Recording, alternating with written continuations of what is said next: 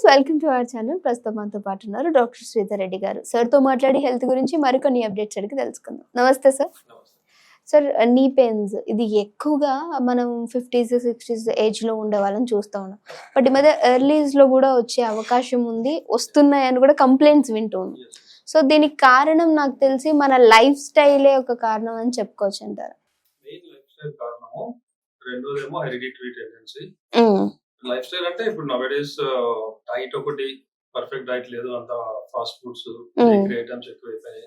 And రెండోది physical activity. ఇంతకుముందు ఏంటంటే చిన్నప్పుడు నుంచి వాకింగ్, జాగింగ్ అవన్నీ స్పోర్ట్స్ మామూలు రెగ్యులర్ గా ఉండేది, ఇప్పుడు అవి లేవు. దానివల్ల బోన్స్ లోపల స్ట్రెంత్ తగ్గిపోవడం ఇది, ప్లస్ ఈ షుగర్ ఐటమ్స్ ఎక్కువైపోయినాయి. కూల్ డ్రింక్స్ కానీ ఏవైతే రెగ్యులర్ గా ఉంటాయో, సో దానివల్ల కూడా ఏంటంటే బోన్స్ లోపల స్ట్రెంత్ అనేది తగ్గిపోతుంది.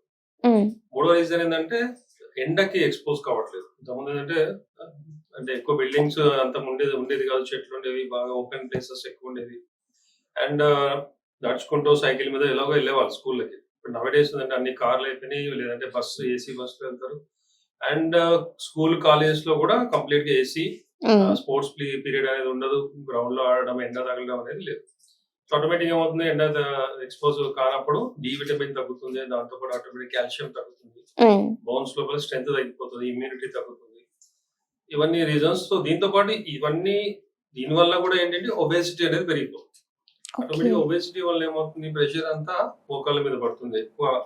అండ్ కంటిన్యూస్ సిట్టింగ్, అందరి జాబ్ గానీ ఏమైనా కూడా సిట్టింగ్ జాబ్స్, సాఫ్ట్వేర్ గానీ ఏది తీసుకున్నా కూడా కంటిన్యూ కూర్చునేది, కూర్చొని వాళ్ళు సడన్ గా లేచినప్పుడు మోకాళ్ళ మీద ప్రెషర్ పడుతుంది. సో అదొక రీజన్, కంటిన్యూగా కూర్చోవడం వల్ల. చాలా మంది ఏంటంటే ఎక్కువ నడిస్తే ప్రాబ్లం అవుతుంది అనుకుంటారు, కానీ ఎంత నడిస్తే అంత మంచిది. ఎందుకంటే జాయింట్స్ అనేది మూవ్మెంట్స్ కోసం మనకు ఉన్నాయి. సో మూవ్మెంట్స్ లేకపోతే ఏమవుతుంది, ఫ్రీజ్ అయిపోతుంది. సో ఉండి సడన్ గా వెయిట్ పడడం, ఒకటేసారి లేచినప్పుడు ఒబేసిటీ వల్ల ఇంకా ఎక్కువ వెయిట్ పడడం. సో ఇవన్నీ రీజన్స్. అంటే ఒబేసిటీని కంట్రోల్ చేసుకుంటే నీ పెయిన్స్ ని కంట్రోల్ చేసుకోవచ్చు అంటారా? కొంతవరకు అంటే అదే రీజన్ అయిన వాళ్ళలో అది కంట్రోల్ చేయొచ్చు. But first of all D vitamin కావాలి, కాల్షియం కావాలి, యాక్టివిటీ ఉండాలి, ఇవన్నీ కూడా ఎండ తగలాలి. అండ్ డైట్ కూడా మంచి మనకి ఇంట్లో చేసుకున్న వెజిటబుల్స్, ఫ్రూట్స్ ఇవి రెగ్యులర్ గా తీసుకోవాలి, డ్రై ఫ్రూట్స్ కానీ. సో నవడేస్ ఏంటంటే టైము లేక బద్ధకం వల్ల ఈ జొమాటో, స్విగ్గీ వీటికి ఆర్డర్ చేయడం, లేదంటే బయటికి వెళ్ళి బేకరీస్ లో తినడము, హోటల్స్ లో తినడం. సో దీని వల్ల ఏంటంటే క్వాలిటీ అనేది తగ్గిపోతుంది. అంటే ఫర్ ఎగ్జాంపుల్ సార్, నీ ఒకవేళ మనకి పెయిన్స్ వస్తున్నాయి అంటే, so one of the main cause అని చెప్పలేం, కానీ డి విటమిన్ అనేది అవసరం. బట్ అది మనకి సన్ నుంచి రావాలి, కానీ మనలో దాన్ని సప్లిమెంట్స్ రూపంలో తీసుకుంటున్నారు. సో ఇది ఎంత వరకు సేఫ్ అని అంటారు? నేచురల్ గా వచ్చేది ఇంపార్టెంట్. సన్ నుంచి వస్తుంది, మనకు కొన్ని ఫుడ్స్ నుంచి కూడా వస్తాయి.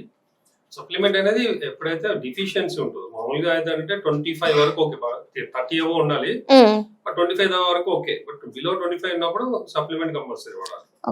ఎండకి ఎక్స్పోజ్ కావాలి. సప్లిమెంట్ అంటే D360 KNF టాబ్లెట్స్ వస్తాయి వీక్లీ, లేదా ఇంజెక్షన్స్ వస్తాయి మరి సివియర్ కేసెస్ లో.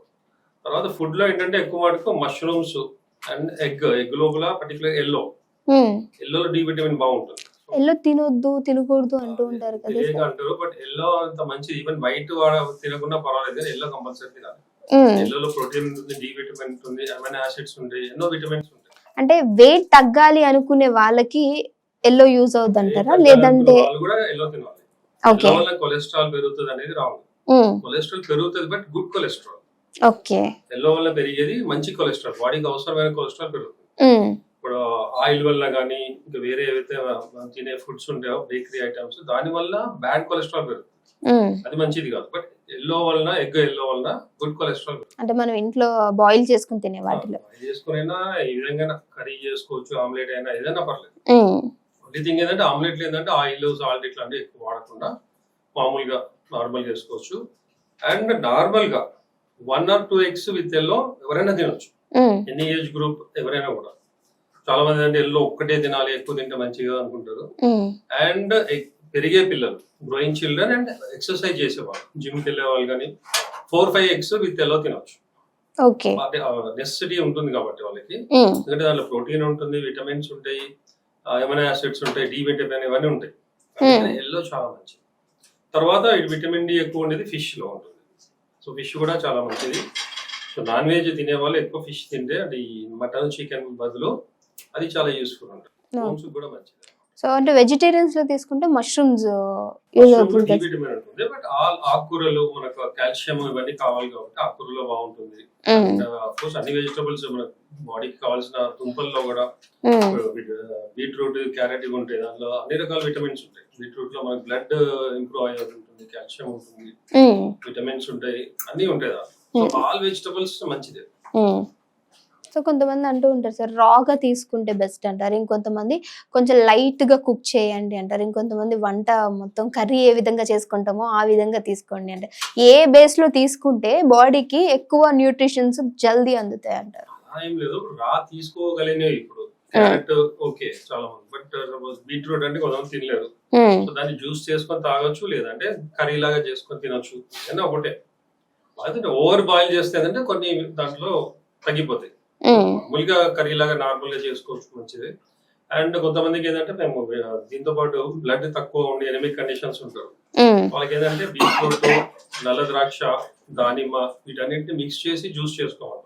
సో దానివల్ల టేస్ట్ కూడా ఉంటుంది, దానిమ్మ తీయగా ఉంటుంది అండ్ కొద్ది వాటర్ అంటే బీట్రూట్ ని డామినేట్ చేస్తుంది కదా. సో ఇవన్నీ మిక్స్ చేసి డైలీ మార్నింగ్ ఎంటీ స్టమక్ లో తీసుకుంటే చాలా మంచిది ఓకేనా. అండ్ పర్టికులర్లీ బ్లడ్ సంబంధించిన తక్కువ ఉన్న వాళ్ళకి, హార్ట్ ప్రాబ్లమ్స్ ఇట్లా ఉన్న వాళ్ళకి కూడా ఇది చాలా మంచిది. అండ్ ఈవెన్ మోకాళ్ళకి కాల్షియం ఇవన్నీ కూడా ఇంప్రూవ్ అవుతుంది. బట్ ఓవర్ గా సప్లిమెంట్స్ తీసుకోవడం మాత్రం మంచిది కాదు. సప్లిమెంట్స్ అవసరం, నెసెసిటీ. ఇప్పుడు చాలా మంది అంటే కామన్ గా వాడేస్తారు, ఏముంది మంచిదే కదా అని కాల్షియం వాడడం, డి విటమిన్ వాడడం చాలా మంది వాడుతూ ఉంటారు. డి కాంప్లెక్స్ పోతుంది, మల్టీవిటమిన్ వీక్ గా అనగానే మల్టీవిటమిన్ స్టార్ట్ చేస్తారు, అలా రాంగ్. మనకి డిఫిషియన్సీ ఉంది, అవసరం ఉంది, బ్లడ్ టెస్ట్ చేసిన తర్వాత నెసెసరీ అంటే కూడా కోర్స్ లాగా కొంత వరకే. సపోజ్ 1 month వాడిన తర్వాత మళ్ళీ గ్యాప్ ఇవ్వాలి, మళ్ళీ టెస్ట్ చేయాలి. ఓకే రేంజ్ లోకి వచ్చింది అంటే ఆపేయాలి, లేదు కొద్ది తక్కువ ఉంటే మళ్ళీ కొద్ది గ్యాప్ ఇచ్చి మళ్ళీ స్టార్ట్ చేయాలి. ఓవర్ గా ఈవెన్ ఐరన్ గానీ కాల్షియం కూడా ఓవర్ అయితే మంచిది కాదు. బోన్స్ లోపల కూడా గ్రోత్స్ వచ్చేసి కెలోసిటీస్ అంటాం, సో ఇలాంటి ఫామ్ అవుతాయి. ఏదైనా తక్కువ ఉన్నా కష్టమే, ఎక్కువ ఉన్నా కష్టమే. ఎంత ఉండాలి, మినిమం మాక్సిమం ఎంత ఉండాలి, ఆ రేంజ్ లో ఉండాలి. Okay sir, thank you so much, మంచి ఇన్ఫర్మేషన్. హోమియోపతిలో వచ్చే ట్రీట్మెంట్ ఈవెన్ మోకాలు అరిగిపోయినా కూడా కాల్షియం కొన్ని పౌడర్స్ ఉంటాయి మా దగ్గర, 4-5 రకాలు మిక్స్ చేసి ఇస్తాము. జనరల్ ట్రీట్మెంట్ కూడా పెయిన్, స్వెల్లింగ్ ఏదన్నా కూడా తగ్గుతుంది. అండ్ అరిగిపోయినా కూడా ఆస్టియోఆర్థరైటిస్ అంటాం వాటిని, దానికి కూడా మా కోర్స్ వాడితే నీ రీప్లేస్మెంట్ అనేది అవసరం లేకుండానే 100% రికవరీ అయిపోతుంది complete. Okay, thank you so much sir, మంచి ఇన్ఫర్మేషన్.